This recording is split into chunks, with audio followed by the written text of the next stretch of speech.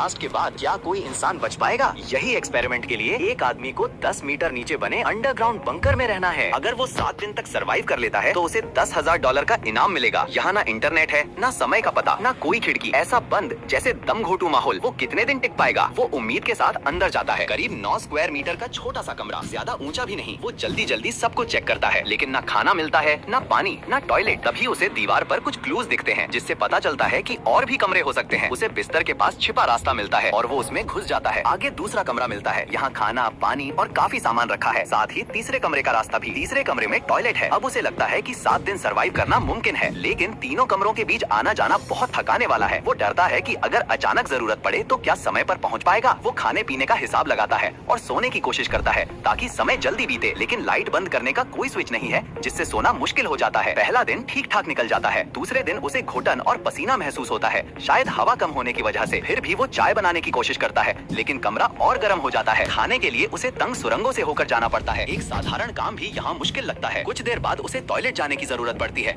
और वो जल्दी जल्दी सुरंगों से होकर वहाँ पहुँचता है। डर रहता है कि कहीं देर ना हो जाए। वो टॉयलेट तक पहुँच जाता है। फिर वो कंबल से एक छोटा सा टेंट बनाता है ताकि रोशनी कम हो और नींद आ सके। लेकिन अचानक हालात बदल जाते हैं। पानी धीरे धीरे कमरे में भरने लगता है और पूरा बंकर डूबने लगता है। वो घबरा जाता है और एग्जिट्स को बंद करने की कोशिश करता है। पानी बढ़ता जा रहा है और इलेक्ट्रिक रिस्क भी हो सकता है। वो दूसरे कमरों में जाकर चेक करता है, समझ नहीं आता ये क्या हो रहा है। फिर टॉयलेट को ऊंचा रखता है ताकि गंदगी ना फैले। पानी लगातार बढ़ रहा है। पहला कमरा डूबने लगता है। वो जल्दी जल्दी जरूरी सामान बचाने की कोशिश करता है और दिन बीत जाता है। तीसरा दिन बहुत मुश्किल गुजरता है। पानी इतना बढ़ जाता है कि रास्तों से गुजरते समय उसे आधा चेहरा बाहर रखकर सांस लेनी पड़ती है। वो फैसला करता है कि अब सिर्फ उसी कमरे में रहेगा जहाँ खाना है। चौथे दिन वो वहीं टिक जाता है। खाने पीने की कमी नहीं है, लेकिन टॉयलेट जाना अब बहुत मुश्किल हो गया है।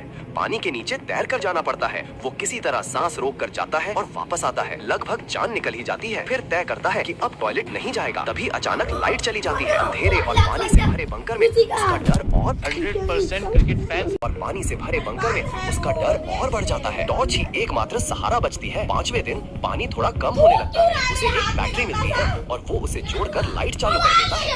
रोशनी देखकर वो इमोशनल हो जाता है और फिर से उम्मीद मिलती है, लेकिन उसकी हालत खराब होने लगती है। ठीक से खा नहीं पाता, सो नहीं पाता। छठे दिन वो बस इंतजार करता है। नए जूते पहनकर तैयार रहता है कि कब बाहर निकलेगा। अब एक्साइटमेंट खत्म हो चुकी है, सिर्फ अकेलापन बचा है। अचानक एक तेज आवाज आती है। एक रास्ता टूट जाता है। वो डर जाता है कि अगर ये उस पर गिरता तो क्या होता।